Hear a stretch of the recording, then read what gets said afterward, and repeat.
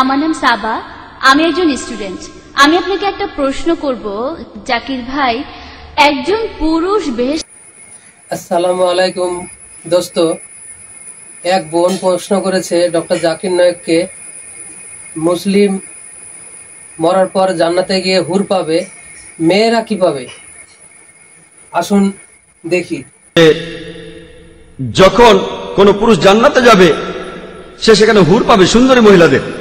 এখানে নারীরা কি পাবে তারা যখন জান্নাতে যাবে? পবিত্র কোরআনে এই হুর শব্দটার উল্লেখ আছে সব মিলিয়ে মোট 4টি জায়গায়।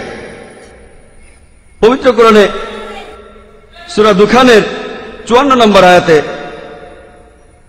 উল্লেখ করা হয়েছে, এরপরে সূরা তুরের 20 নম্বর আয়াতে উল্লেখ করা হয়েছে, এরপরে সূরা রহমানের 72 নম্বর আয়াতে উল্লেখ করা হয়েছে, আর সবশেষে সূরা ওয়াকিয়ার 22 নম্বর আয়াতে উল্লেখ করা হয়েছে।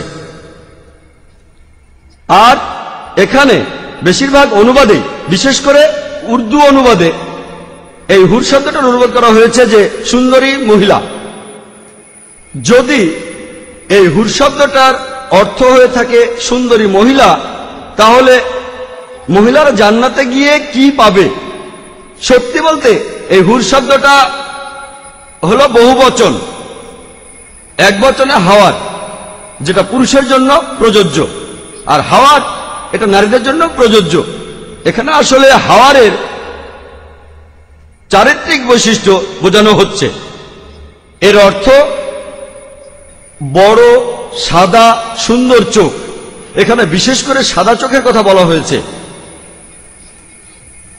একই ধরনের আরেকটা শব্দ রয়েছে আজওয়াজুন মুতাহহারাতুন, কোরআনের অনেক জায়গায় আছে। সূরা বাকারার 25 নম্বর আয়াতে উল্লেখ করা হয়েছে এবং সূরা নিসার 57 নম্বর আয়াতে উল্লেখ করা হয়েছে। এখানে বলা হয়েছে আজওয়াজুন মুতাহহারাতুন, যার অর্থ সঙ্গী বা সাথী। মোহাম্মদ আসাদ এই হুর শব্দটার অনুবাদ করেছেন স্বামী বা স্ত্রী, আর আব্দুল্লাহ ইউসুফ আলী তিনি অনুবাদ করেছেন সঙ্গী। তাহলে হুর শব্দটার অর্থ সঙ্গী বা স্বামী বা স্ত্রী। এটার আসলে কোনো লিঙ্গ নেই।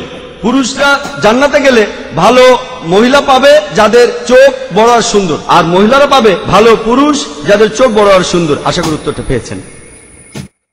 দর্শক, ভিডিওটা ভালো লাগলে লাইক, কমেন্ট, শেয়ার করবেন।